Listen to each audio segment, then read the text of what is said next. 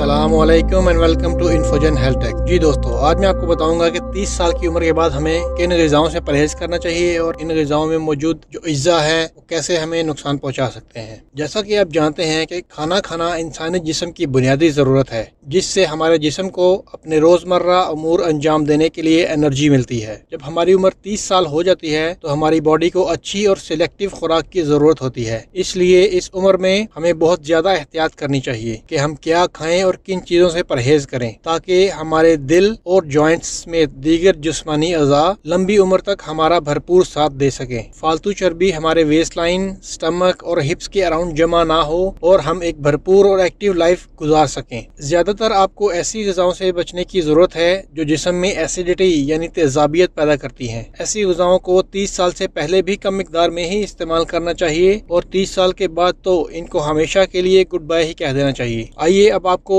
इन ग़िज़ाओं के बारे में थोड़ी तफसील से बताता हूँ। इससे पहले अगर आपने मेरे चैनल को सब्सक्राइब नहीं किया तो मेरे चैनल को सब्सक्राइब कर लें और इस वीडियो को भी लाइक कर दें। सबसे पहली चीज़ जो है वो है सफ़ेद आटा यानी कि मैदा। खालिस आटे में से अच्छा मवाद जैसा कि फाइबर वगैरह निकाल लें तो ये सफ़ेद आटा बन जाता है। इंसानी जिस्म सफ़ेद आटे को ग्लूकोज में कन्वर्ट करता है, जो बआसानी फैट की सूरत में हमारे जिस्म में स्टोर हो जाता है और वेट गेन का बायस बनता है। ये अमल 30 साल की उम्र के बाद इंतहाई खतरनाक है और कई बीमारियों की वजह बन सकता है। यही वजह है कि वेट लॉस के दौरान डाइटिशियंस भी आपको सफ़ेद रोटी या नान वगैरह ना खाने का मशवरा देते हैं और खालिस आटे से बनी रोटी एडवाइस करते हैं, जो कि देर से हजम होती है और लंबे अरसे तक आपको फीलिंग ऑफ फुलनेस देती है। उसके बाद जो सेकंड आइटम है वो है कैफीन। हमारी चाय, कॉफी, रेगुलर चॉकलेट्स या डार्क चॉकलेट, कोलास और एनर्जी ड्रिंक्स, इन सब में बहुत सारे केमिकल्स और चीनी के अलावा कैफीन भी काफी मिकदार में पाई जाती है, जो हमें अच्छी और पुरसकून नींद से महरूम करती है। और अल्कोहल की तरह ये भी हमें कार्ब क्रेविंग्स में मुब्तला करती है, जिसकी वजह से हम ओवर ईटिंग करते हैं और नतीजतन हमारा वजन बढ़ जाता है। उसके बाद जो तीसरी चीज है वो है soda.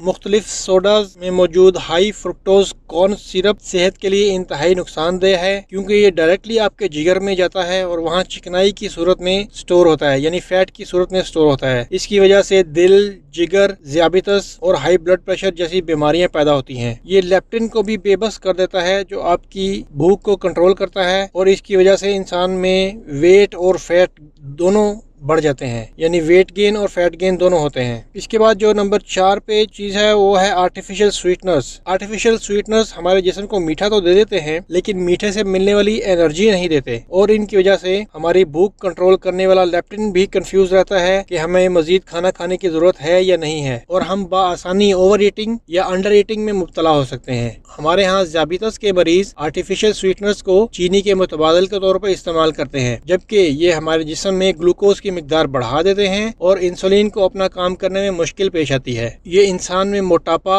Metabolic syndrome, type 2 diabetes और दिल के अमराज पैदा कर सकते हैं। कुछ केसेस में तो इन स्वीटनर्स की वजह से कैंसर तक रिपोर्ट किया गया है। उसके बाद जो 5वीं चीज है जो हमें 30 साल की उम्र के बाद बिल्कुल नहीं इस्तेमाल करनी चाहिए, वो है डब्बे वाला दूध। डब्बे वाला दूध और इस दूध से बनी अशिया तेजाबियत पैदा कर सकती हैं। इस दूध की पेस्चराइजेशन के दौरान बैक्टीरिया के साथ साथ इसमें मौजूद ग़िज़ाइयत भी खत्म हो जाती है। हमारे यहाँ चूँकि खुला दूध ज्यादा इस्तेमाल होता है, इसलिए हमारे लोगों की सेहत और इम्यूनिटी दीगर ममालिक से बहुत बेहतर है, जिसका नतीजा आपने हालिया पेंडेमिक में देखा कि हमारे यहाँ अल्हम्दुलिल्लाह अमवात की रेशो दीगर ममालिक से बहुत कम रही। जरूरत सिर्फ इस बात की है कि खुले दूध को जरासीमों से बचाया जाए और इसके लिए जरूरी इकदाम करने चाहिए। उसके बाद जो छठी चीज है वो है फ्लेवर्ड दही। अगर आप दही और फल एक साथ खाना चाहते हैं तो उनको अपनी असल फॉर्म में खरीदना ही अक्लमंदी है, क्योंकि रेडीमेड फ्लेवर्ड दही में इजाफी चीनी इस्तेमाल की जाती है, जो वजन बढ़ाने के साथ साथ ज़ियाबितस जैसे मर्ज का सबब भी बनती है। अमेरिकन हार्ट एसोसिएशन एक दिन में औरतों के लिए ज्यादा से ज्यादा 25 mg और मर्दों के लिए 38 mg तक चीनी का इस्तेमाल रिकमेंड करती है। उसके बाद 7वीं चीज जो हमें 30 साल की उम्र के बाद बिल्कुल नहीं खानी चाहिए वो है प्रोसेस्ड मीट्स। क्या आप जानते हैं कि गोश्त को प्रोसेस करने के लिए नाइट्रेट्स का इस्तेमाल किया जाता है ताकि वो खूबसूरत दिखे और इंसान का दिल करे कि वो इस गोश्त को खाए, लेकिन नाइट्रेट्स आपके जिस्म में कैंसर पैदा कर सकते हैं। लिहाजा नाइट्रेट से प्रोसेस किए गए गोश्त से बचें, चाहे वो